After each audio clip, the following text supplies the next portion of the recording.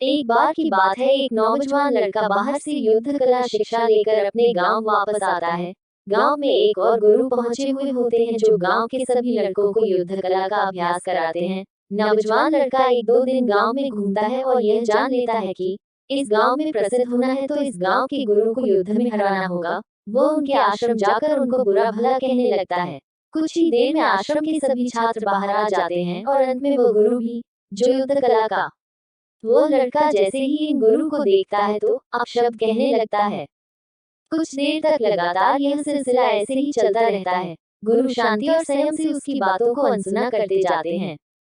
इससे लड़का और अधिक चिढ़ जाता है और उनके पूर्वजों को ना जाने क्या क्या कहता रहता है। बहुत देर तक जब गुरु कुछ नहीं करते हैं तो वह लड़का और अपशब्द कहकर फिर उस आश्रम से वापस चला जाता है।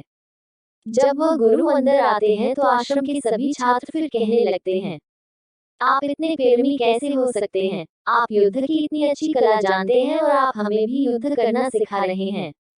अगर आपको उससे नहीं लड़ना था तो हमको आदेश देते, हम उसको तुरंत मजा चखा देते, पर आप तो बहुत दिलदार निकले।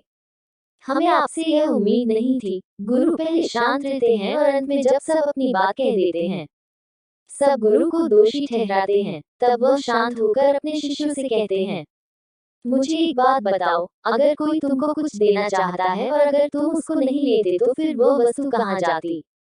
उनमें से एक बोला, फिर वो वस्तु उसी के पास रहती है जो हमें देना चाहता, क्योंकि हमने तो वह लिया ही नहीं। गुरु मुस्कुराते हैं और कहते हैं, यही तो मैं तुम लोगों से कहना चाहता हूँ कि जब मैंने उसका अपमान क्रोध को मैं ली ही नहीं तो वह उसके पास ही रह गई।